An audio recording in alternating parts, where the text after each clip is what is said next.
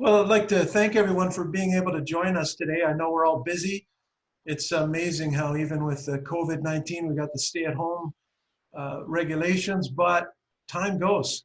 And so I appreciate you spending the next hour with us. Just so you know, I have a presentation that's been prepared on the specific subject today.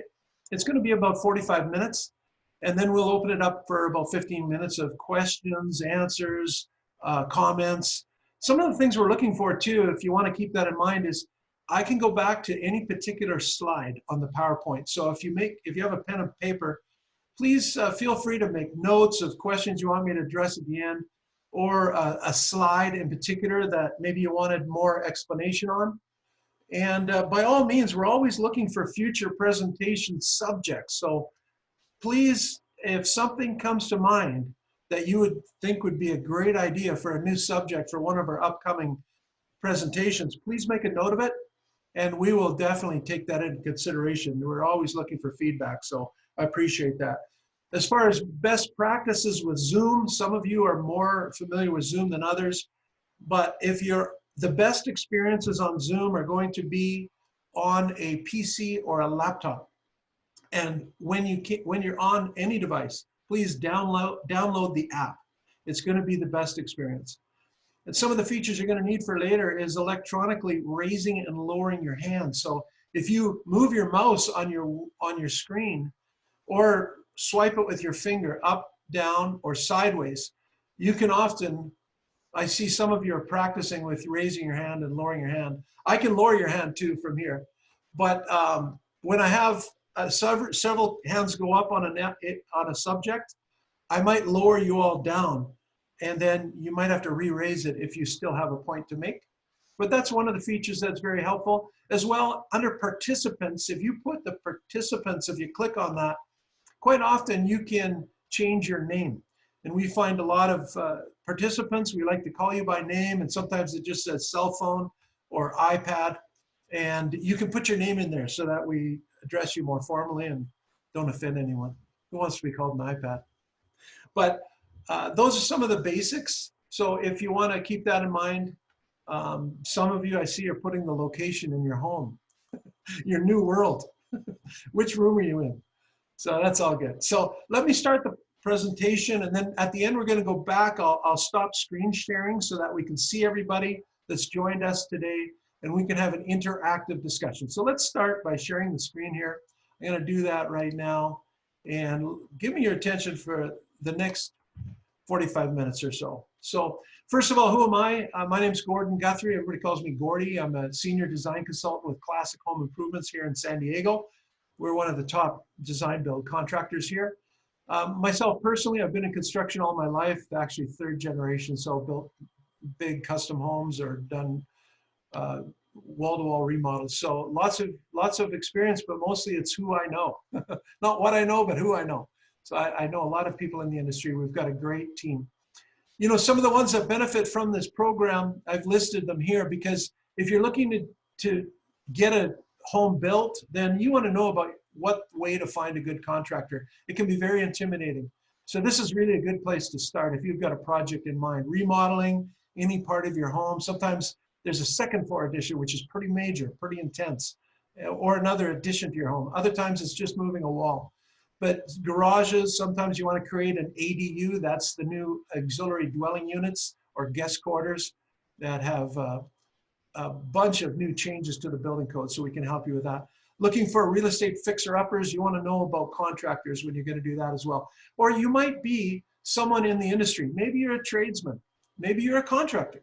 And this presentation is going to be very helpful because it'll remind you of some of the things you probably knew, but it'll be a good reminder on what we're trying to promote in the industry to really clean it up and get rid of the undesirable elements of the construction industry. Is what the whole industry is going to be better off, because right now there's several elements that are making it for a bad experience for the homeowners. So our reason for doing this presentation is really heartfelt. You know, we're in this industry, we eat, drink, breathe it, we're in it day and night, and we hear a lot of horror stories, and it makes us sick to hear the waste and the grief and the anxiety that people have been going through with picking the wrong contractor. So our desire is helping you by providing you with some of the basic information that's out there. And we want to help you succeed in finding the right contractor. So that's the motive behind this presentation. That's what makes it very popular. We meant to do it at the Del Mar Home and Garden Show this weekend, but of course that's not proceeding because of the COVID-19. And so we're going to do it here electronically. Now, one of the associations, there's a few associations that you want to be acquainted with. One is NARI. If you haven't heard of it, it's here, I'll open up the website here for you. This is the National Association of Remodeling Industry, and remodeling done right. This is your very good advocate for best practices in the industry. So people want to join, well, they have to pre-qualify to join. They have to be certified and accredited to be able to join. And there's education in the NARI group that can help contractors be better contractors. And we really steel sharpens steel, and we really try and help each other as fellow members of the construction industry to get the best practices. If you are looking for a contractor, this is not the only place to go, but this is definitely one of the places to go. If you click into NARI, you can find your chapter, which is the San Diego chapter. And in the San Diego chapter, you can search for contractors. So it'll put you through to a contractor's website, and you can get to know which contractors are accredited. And that's an excellent place to go when you're wanting to find out which contractors are trustworthy. So National Association of the Remodeling Industry is very, very good. They have a booklet as well. At the trade shows, they hand them out for free with a lot of content that's going to help you with your contractor selection process. The other association, and perhaps the big brother of educations, your advocate and actually kind of somewhat of a police force in the industry, is the CSLB. This is the Contractor State License Board. And this is the mothership of control. So they're going to regulate the construction industry. They have policies that are in place and are mandatory policies that must be met by contractors large and small. They're going to promote health, safety, general welfare of the public in matters relating to construction. They actually control 42 different classifications. So you might be surprised to know on a big remodel or a big construction project, there can be as many as 42 different skilled tradesmen. So those 42 have been identified, categorized, and there are written tests specific to each one of those classifications to protect the construction industry from bad elements. So right now in the state of California, there's about 300,000 licensed contractors, and even the salesperson for the home improvement industry are registered. So they have to be registered by the CSLB. So you can check and make sure that they're trained to represent the industry and do things legally.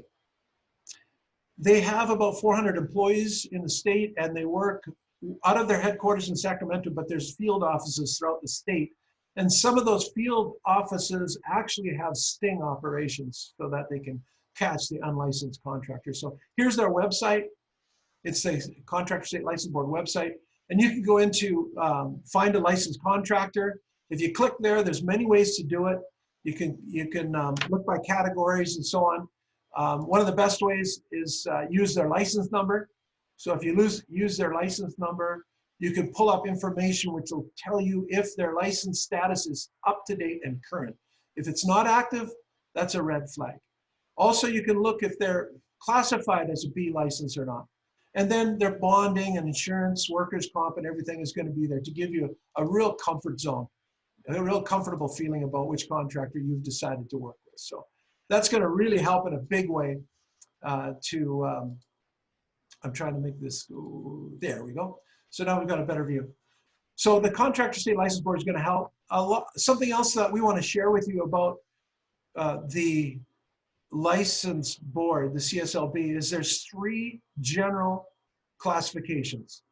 We have Class A, which this is the professional architect or general engineering contractor. So these are usually the civil work, the ones that are tying into the city utilities. often the homeowners are not having to work directly with a Class A contractor. The other category is the Class B. This is the general building contractor. Most remodeling homeowners are going to look for a general building contractor. So the B license holder can be a design build contractor as well. And we'll get into 6 different types of general building contractors that will help you categorize which one is best for you. But typically you're looking for a job that's got at least 2 unrelated building trades or building skills. So that would be, even on a small remodel, just moving a wall, you're talking 5, 6, or 7 trades involved. So it doesn't take long till the category really you're looking for is a B general building contractor. The other one, these are the specialty contractors. And as was mentioned, there's 42 different skilled trades out there. And these are all identified through the Contractor State License Board.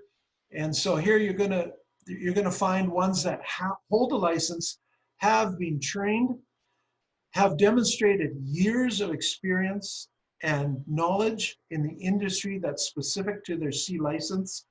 And they will also be tested, rigorously tested, and have to pass the test for not only their skilled trade, but also accounting and business best practices, as well as legal requirements of a contractor. This is very good that the Contractor State License Board is helping make the industry better through these controls. So now we wanted to spend the next few minutes looking at the 6 different types of general contractors out there, seeing as that's what most homeowners are going to be looking for when they do a remodel. So the first one's an easy one. This is the one with all those red flags. You can see them, but we don't want to ignore them. And that's our message. It goes without saying, but don't be fooled and think, it's cheaper, or I can save a few bucks. Really understand the risks, because an unlicensed contractor is full of holes and there's a lot of risks involved. Here's some of them that are actually through our research. So this is available just by searching the subject. You can find this evidence online. Hiring an unlicensed contractor or uninsured contractor can place you at fault. So you could be held accountable for injuries, even with the unlicensed contractor at your house, which is scary. Excuse me. Because to think that some contractors could be setting you up. I mean, they could come on to do some work under a loose agreement and get injured, and you have to pay their compensation while they're not able to work. So that's scary. Unlicensed contractors can't get permits, so typically their work is not inspected. If it's not inspected, you don't know really if it's up to code, and you don't know if it's done in a safe way for the future. So you could be putting yourself and your family at risk with electrical, gas, plumbing issues. They could be very hazardous, so it's dangerous. An unlicensed contractor is typically not held accountable for any damages. Why? Because you can't catch them. They disappear. They usually don't have an entity or at least anything of great value so that you can go after it. And it falls back right on your shoulders. Anything they've done to damage your home or anything that was done incorrectly that has to be redone after you get rid of them, there's no real recourse. Hiring an unlicensed contractor could void your homeowner's insurance or your homeowner's warranty policy. So that's something to be considered. I'm sure your insurance company is going to want you to deal with a licensed contractor, as would the state. Hiring an unlicensed contractor may devalue your home as well. Your value goes down when you can't produce proper contracts for work that was done when someone looks to buy your home. So you want to have it done by a licensed contractor, and then you can prove that it was done by somebody legit. It's also interesting. It's against the law. So you're breaking the law when you hire an unlicensed contractor to perform any services above $500. And it's hard to imagine any remodel that is going to not exceed $500. So very little work can be done around your home that you don't have to have a licensed contractor on. That's against the law, so that's enforceable. And finally, unlicensed contractors deceitfully advertise a too good to be true price. They know what they're doing. They're saying what you want to hear, but behind the scene, they've cut corners. They know they're not maybe going to be able to complete the project, but they're looking at that first paycheck, and they'll say what you want to hear so that they can get that from you. So I think we all agree that the unlicensed contractor is not the way to go, but it's worth repeating because this is a message that we as an industry want to get out. I can't tell you how many times every year we get approached by people that made that mistake. A second big, general contractor that you can use for a project on your house is the big box contractors that offer installation services. And some of the advantages with the big box companies is they are convenient. They've got big stores, they're convenient.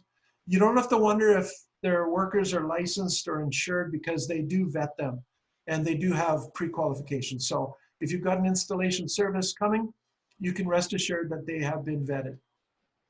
If you need something last minute, like to go with a simple process, this might not be too bad for you. If you do go this way, it's kind of order on the fly over craftsmanship. They don't have the skills or the time invested to take a slow and gradual, methodical approach. It's usually, hurry up, we've got the next customer in line, and let's get this ordered or done and scheduled. So you don't get the same bedside manner as a design build contractor. But if you couldn't plan ahead for any reason, or you can't wait for high quality, they usually have basic selections that they utilize off the shelf for impulse purchases. Now, the issue that I've had with big box stores is they tend to dilute the way the product is built. They might have a brand name, but they are using a lesser quality, and sometimes it's replacing copper with plastic or other issues. So that is just an experience that you might want to watch for with getting materials from them. You want to make sure that it's the full contractor's quality that you want. So sometimes they charge for their quotes. You want to make sure you understand that ahead of time. And you may be dealing with a totally different company that comes to your home than you met at the store. So they use subs, and that'll be at their discretion. So don't be shocked to see a totally different random company come into your house. Errors are also common. I can't move on to the next category without saying that errors are very common with the big box companies. Customizing a remodel is very challenging because they do tend to have entry-level staff. So their experience doesn't cover what complicated projects. It's very difficult to imagine it not going with difficulty with the big box installation companies. The third category is the insurance type contractor. We know them in the industry as fire and water restoration companies. So these companies are quite different contractors. They can be very convenient, affordable, and they do line by line pricing. So they're very meticulous on the way they charge things, because that's the way the insurance companies require it. But they typically they stay with like for like scope. So if you're looking for an insurance contractor to help you, expect them to look at what you have and replace that exactly as it was. And it's not easy for them to accommodate high-end upgrades. We find that the insurance companies, that is usually their primary source of work, they have automated processes and billing systems that push these contractors to have to simplify everything they do in order to lower their costs and be able to afford to stay in business and work with these insurance companies. So, and finally, the most insurance contractors are business to business. They're used to working B2B, and most of them prefer not to work directly with homeowners. If they do, it's not that typical for them. So expect to have some unusual process that they will have with dealing with the homeowner, rather than business to business. Now, the fourth type of general contractor is the architectural leadership. There's architects out there that are very capable of taking the lead on your remodeling project. And one thing's for sure, they can be very meticulous in their detail of their concepts, rendering, blueprints, and so on. They'll include considerations of your job, like sun exposure, the climate, so it's kind of regional climate, the site conditions, slope on one side, view on the other.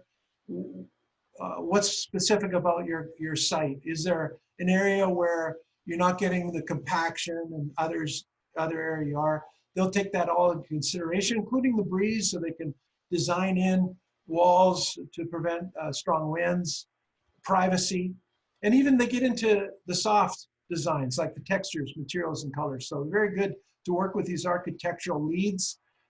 They are a professional companion. And in particular, I underlined this, that if there is no budget limitation, then this may be for you, because I have it almost on a monthly basis. We have customers that come to us that have already engaged with an architect, and it's not unusual for them to have spent $8,000, $9,000, $10,000 on the primary design, and they're already up to $13,000, $14,000, because it falls back once they use up that first go around. They're going to be using up an hourly rate. They don't often, tell you how much it's adding up to, and it just keeps racking up the rate. So it's not unusual for this way to go to be very expensive, but they can accommodate very unique, peculiar designs with an intimate process to incorporate the human elements, your lifestyle, your walking paths, your patterns, the proportions and scales of the windows, the walls, the doors, making everything really suit a style that you're looking for. It often requires redesign though. What we found, and this is not unusual, that's why we put it in here, when we get the blueprints from an architect, we often, as the builder contractor, we find that we have to redesign a lot of the design, because there's a certain value engineering that we have to do to hit budget limitations. So once again, it falls back. If there's no budget limitation, we can run with those blueprints as drawn. But usually most often customers have some limit to their budget. And so we want to help with that as we get the architectural design from the architect. This is one example. You can see, this is just one page, but I mean, there's so many details that are considered. Where the sun's setting, where the sun rises, north, south, the living space, outdoor living space, the conversation areas, how that works for lighting, every detail is going to be worked out. And design build contractors can help with that as well. It's typically more affordable to do it that way, as you'll see. But this fifth way to go for a general contractor for your remodeling project is this small general contractor. Now, this typically is good if you as a homeowner have knowledge and experience and you're not in a rush, then this might be good for you. Now, we already discussed the unlicensed contractor, who will be a little bit even cheaper than the small general contractors who's licensed. But even the small general contractors who's licensed, there is a bit of a risk of the unknown. Because they're small and they're not doing the same thing every day, build, repeat, they could have unknowns in their scheduling. They likely do not have their full skilled trades force in hand. So there's going to be some change ups in their subcontractors. And this is a bit of a red flag, because when you have to find a subcontractor that's available for your project and you don't have them already, you wonder, why are they looking for work and available? That could be a question. There's also finger pointing quite often between the trades. On a small contractor, issues might pop up between the trades. Who's going to do that? Who did this? Who didn't do it properly for the next guy? And so there's a little bit of help that he might need in coordinating that. Proper safety procedures are very, very important, well, especially now with COVID-19, but proper safety procedures are always important. We have mandatory tailgate safety meetings regularly that have to be done according to the Contractor State License Board. But we find that some of the smaller contractors just take too much for granted. They leave a little too much for chance. And you want to, as the homeowner, make sure that he's taking care of all the safety best practices. Workers' comp, liability insurance coverage. You want to make sure that he shows you that it's current and active. You can check online with the CSLB as well. And also watch for consistency of quality. So they might start off really good in some area that they're extremely good at, but then another area they're kind of learning on the job. You're going to have to watch for that. So you might also need to help them. We find some homeowners have told me that they had to run around at the last minute and go shop for things that were forgotten, plumbing fixtures, electrical fixtures, other supplies to help the small contractors. So The good news is, I mean, the good news is if you do have a friend or a relative who needs the work, you know, it's humanitarian to want to help them out. It's natural that we want to do what we can to help them. But we wanted to highlight some of the risks so that if you do go forward with a friend or a relative or someone you know that's a small contractor, be prepared because it might require a lot of your time and expertise to foresee things, look ahead, and also coordinate a little bit of firefighting, last minute solutions. So that's the small general contractor, and San Diego has a lot of them. There's a lot of those types of contractors.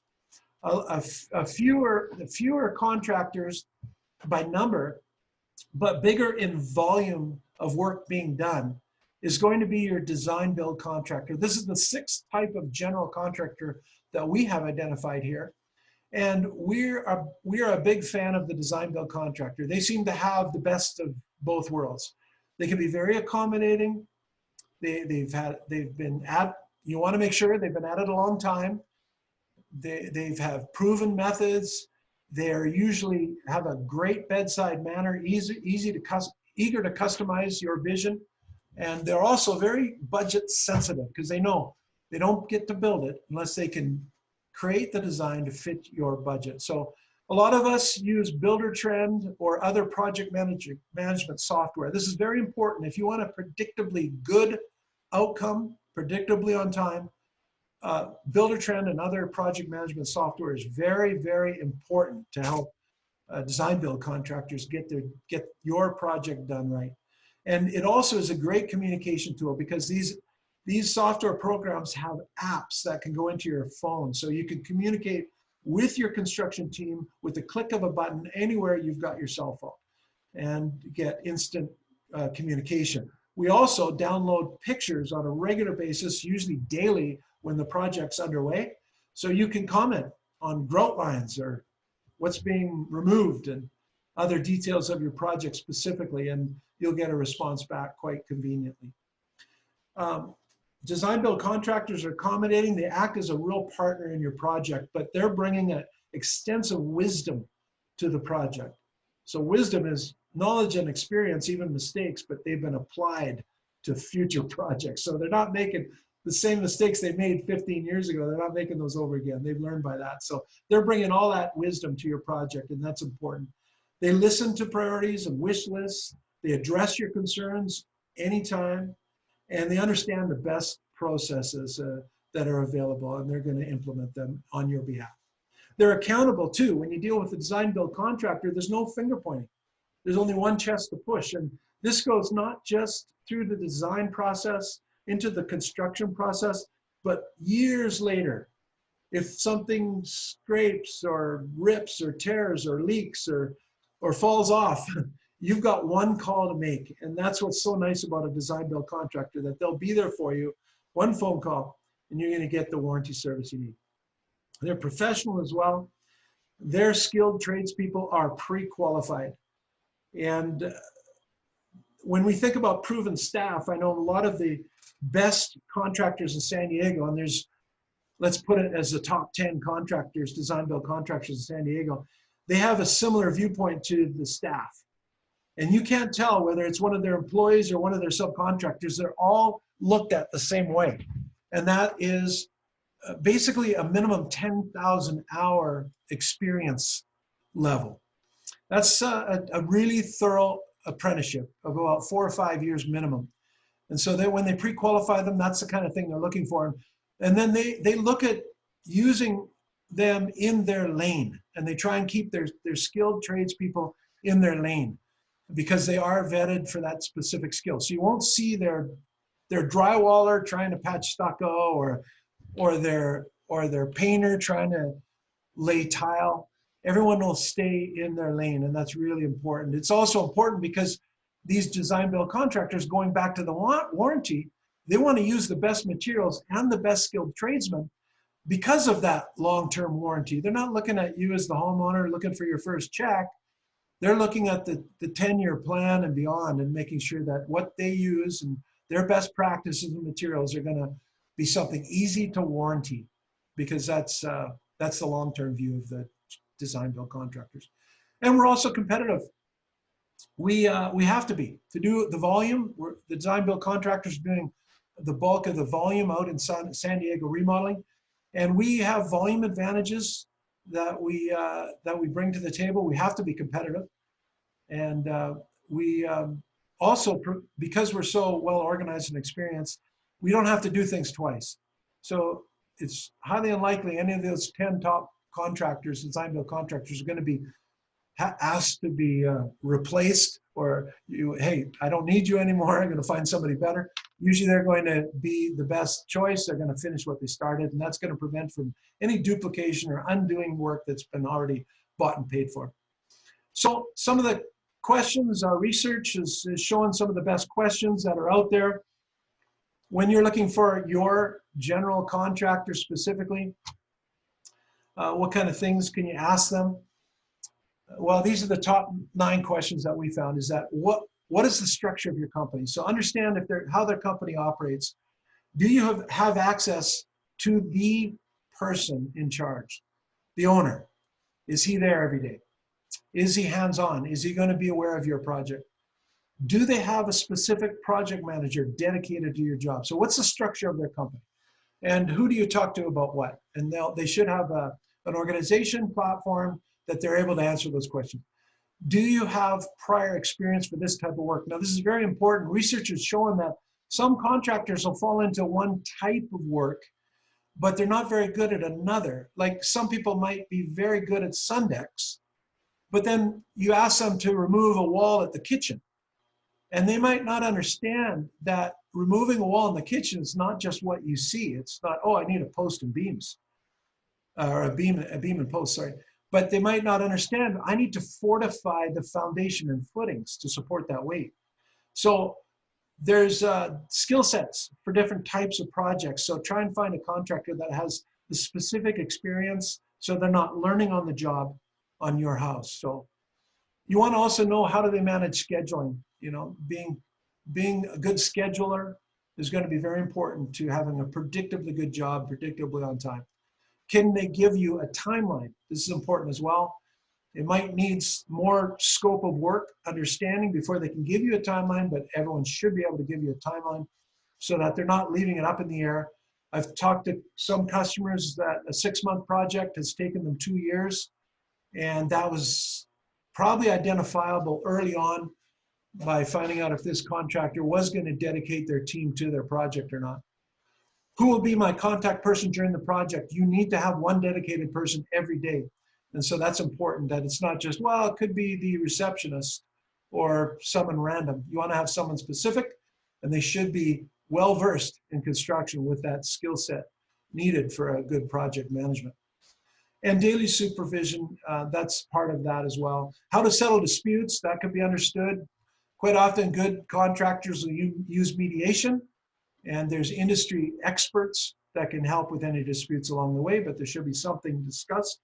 How much am I supposed to put down? I ran into one the other day that put 50% down, and of course the contractor disappeared. So there's laws that prevent that you should not be putting any more than 10% of the project up to a maximum of $1,000 down on a construction project. So we can help with that. There's also help and understanding on the Contractor State License Board website. So the other thing finally is, can we put what we just discussed in writing? So you don't want to leave it too loose. Get it in an email, get it in writing, so that you're keeping track of what's been said, what commitments have been made, so that there's no misunderstanding and you can get clarity. So how important is it, this subject that we have today about finding a good contractor, how important is it? Well, our research shows that throughout the nation, there are industry-leading people who have contributed their thoughts publicly on the subject. Why? Because people are being ripped off. People are having bad experiences, and the industry needs to clean up. And so this is a little bit of research I did. I think I found about 23 different industry leaders that commented on different things that you need to watch for if you're looking for a good contractor. And notice here, good reviews. Very important to find good reviews. If they don't have a lot of reviews, that's another red flag. They might be learning on the job. So In this day and age of social media, you can run, but you can't hide. So there will be some bad news on everybody, but you should find a contractor that's dominated with good reviews and lots of good reviews. And then you'll know that they have the experience that you deserve. Another one, overcommit. If they overpromise, you can expect they're going to underdeliver. So look for someone that speaks realistically. The experience, we kind of talked about that. If they lack the necessary experience specific to your project, that's a concern. You know, this disappearing act, we see that a lot. There's reasons why people start a job and disappear. Usually they'll start the job to get the first paycheck and then they disappear because they might be using your money to finish another job or other issues that are common. So this is a red flag. You know, watch for that. Deal with it immediately. It's not good to make excuses and keep them around any longer. You want to get some help and get them dealt with. Their rates are significantly lower than others. This is another red flag.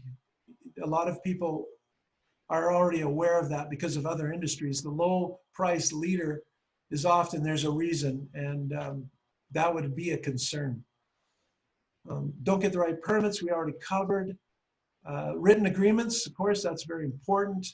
References, project samples. You know, a lot of, you know, the top 10 design build contractors in San Diego have excellent resources on their website. Pages and pages, sometimes 1,000 pages of references, referrals, project samples, before and after pictures. So that's something you want to look for. We talked about promises. You know, poor habits. If they've got poor habits, they're not good. I think it's covered down here, not good communicators, or if they're late for meetings. These red flags, I mean, it's a telltale sign of their habits. So unless there's a very good reason, they shouldn't be late for meetings or bad communicators and so on. So watch for price creeping up. There's also scope creeping up as well. So if you're changing the scope of work, of course, it will affect the price, but sometimes they're not changing the scope of work, but the price keeps going up. I've heard of stories where projects were half done, the project's been 75% paid, and the contractor said he needs another 50% to complete. So that's quite a difficult situation you want to avoid by dealing with one of the better contractors you can help. You can spare yourself that. And watch for those excuses. They should answer your questions very deliberately. Their license, don't even wait for their copy of the license. Go ahead and check on Contractor State License Board to be able to make sure that they're insured, bonded, and licensed. And difficult to reach, we kind of discussed that. If they don't commit to a project and they're just kind of vague and ambiguous without giving you start dates and so on, that's an issue. And they should have a passion for what they're doing, specifically your job. They should have a passion. You should feel like they really want to do this project and they share in your vision. That'll show that they're vested. They bought into the idea and they're emotionally attached to your job too and want to make that happen. So watch the deadlines. This is another one. We've covered it, but we can't stress that enough. Communicate. And not just phone calls, emails, paper trails, not just verbally. Watch for those huge deposits and so on. So, you know, bottom line is we want to help the industry clean up. We're interested in promoting best practices. And one of the subjects that came up, because we run into it all the time, is finding the right contractor, someone that's legit. So we want to help you do that. It can be a challenge, but it is important to work with a good and credible contractor to ensure that your investment, your real estate project, so often that's the biggest investment the family has. And you want to make sure that remodel is successful in every way. So be mindful of all the red flags that we've kind of touched on today of what a bad contractor would be, and make sure to stay away from them.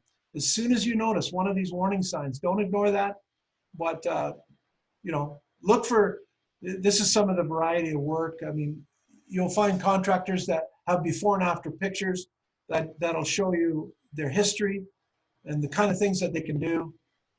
This is one of my favorites, an old garage. This is actually a heritage building, so we had to stick with the same colors and so on. But there's no shortage of before and after pictures of what they can do inside, outside remodeling. So Who are you going to contact? When you have a remodel project, who are you going to tell your family, your friends to contact?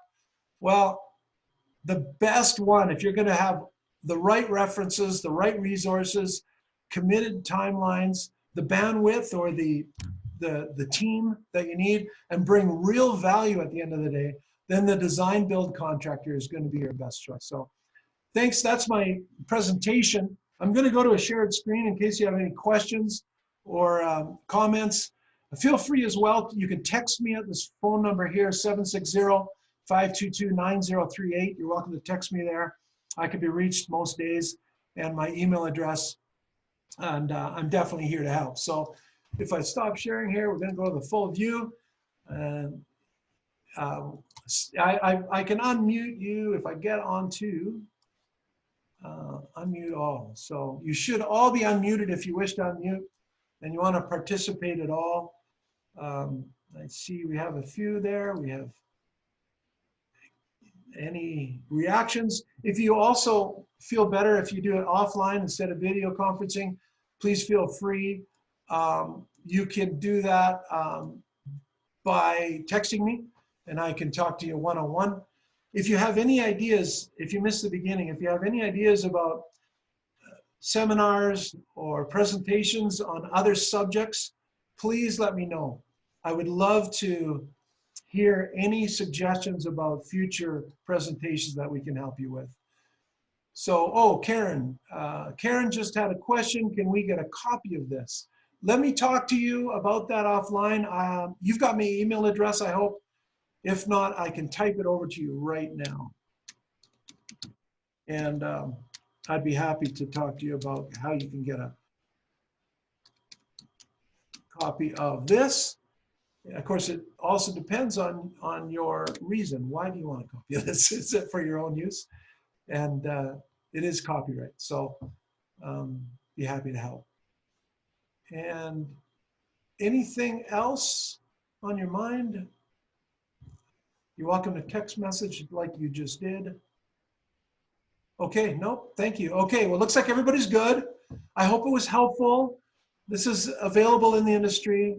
Maybe you've heard it before, but these reminders are very important. You know, if it's important, we need good reminders to make sure that we clean up the industry, make it more dependable, and ultimately make the homeowners happier at the end of the day is what we're trying to get to. So thank you for your time and attention.